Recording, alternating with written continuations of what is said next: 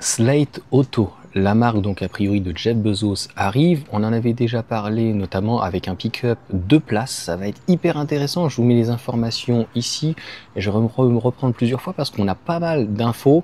Et ce qui, moi j'ai retenu, c'est qu'il va y avoir énormément d'accessoires. Un véhicule limite plutôt en kit et notamment au niveau de la carrosserie, on va avoir une carrosserie qui ne sera pas peinte. En fait, comme une Citroën Ami, ça j'en avais déjà parlé quand j'avais vu la Citroën Ami, c'est de pouvoir voir un plastique qui est finalement brut, qui n'est pas peint, mais qui est déjà donc teinté dans la masse. Donc ça, c'est vraiment très intéressant. Donc ça devrait arriver assez rapidement, aux alentours des 20 000 $. Normalement, donc 20 000 $ hors taxe, hein.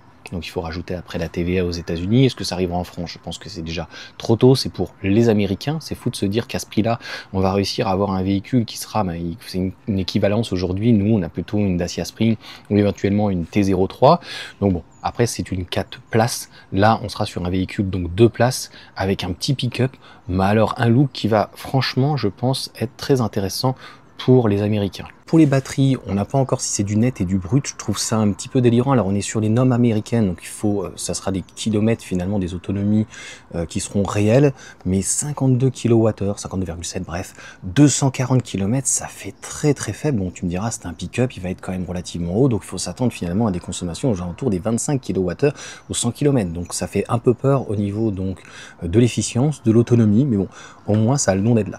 Pareil, hein, il y aura 7500 € normalement toujours les crédits donc d'impôts par rapport au gouvernement. A priori, Trump n'y a pas touché, sinon ça sera 25 000, donc hors taxe, on sera plus aux alentours des 30 000 €. Mais alors l'efficience, et pareil, une grosse batterie de 84 kWh, 84 et des brouettes, je pense qu'on sera en brut parce que 390 km et une charge un peu merdique, quoi. Voilà, donc en gros, un pic à 120, je crois, kilowatts, bon, et 20-80 en 30 minutes.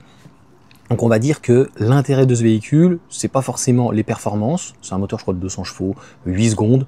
Ce qui va être vraiment intéressant, c'est la distribution bien sûr par Amazon, logiquement, Jeff Bezos, d'avoir une plateforme, donc il y aura un petit pick-up, un SUV et un pick-up a priori donc très grand de 7 places, mais de pouvoir proposer en fait une centaine de pièces, donc avec des toits fibrés. En fait ça me fait penser à la société française qui fait des voitures sans permis, à la fois les petits véhicules, j'ai oublié le nom, Kigo, Kugo, je sais plus, ça y est, malheureusement, mais vous aurez compris.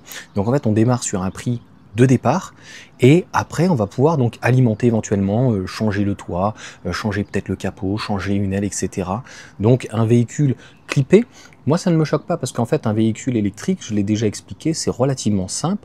On va avoir un plancher, les batteries, le moteur qui est en fait sur les cieux, et si en fait on fait un câblage qui est relativement fin, relativement simple, et comme Tesla voudrait par exemple faire de série, eh bien il reste plus grand chose. On a la gestion du BMS, on a donc là c'est en NACS bien sûr, mais après on a notre type 2, CCS, etc. Et encore une fois, la grosse force, c'est d'avoir donc Amazon derrière qui puisse donc distribuer, apporter une garantie, et puis c'est surtout Amazon pourrait se faire énormément d'argent pour proposer finalement des kits et de pouvoir interchanger par rapport à un style.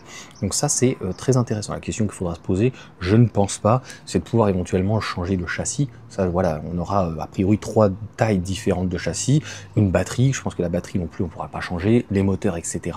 Mais on pourra réellement personnaliser, et le gros plus, je pense en termes d'industrie, ça me fait penser en fait à Smart à l'époque, qui était pratiquement, j'en ai eu 2 donc je sais de quoi je parle, tout en plastique pratiquement, sauf les arches qui étaient en métal.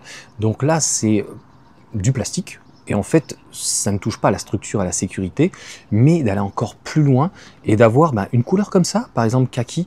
Moi le vert de la Citroën Ami, là où le gris est déjà un petit peu plus intéressant, celle qui est je crois en option, et le vert aussi de la Dolce Vita, bon voilà, c'est des couleurs un petit peu pastel, hein, on le sait à cause du plastique, donc j'aurais tendance à partir sur des couleurs un petit peu plus chaudes, un peu plus neutres, sur des marrons, et en fait après ça frotte, et puis tant pis, hein, c'est de la carrosserie, à la limite c'est fait pour ça. Vous me direz ce que vous en pensez, est-ce que ça peut être l'avenir et d'avoir un véhicule en plus par Amazon où on puisse donc commander en aftermarket des kits, etc. Je sais que les constructeurs chinois et les clients chinois sont très très intéressés par ce genre de choses, on le voit bien avec Tesla et les accessoiristes, mais est-ce que réellement nous en Europe on serait intéressés pour ce genre de choses? N'hésitez pas à mettre un petit commentaire, et on se retrouve pour une autre vidéo par rapport à ce produit là, parce que franchement je trouve que c'est un concept qui est complètement différent. Et avoir ça en France à 20 ou 30 000 euros, je trouve ça hyper fun.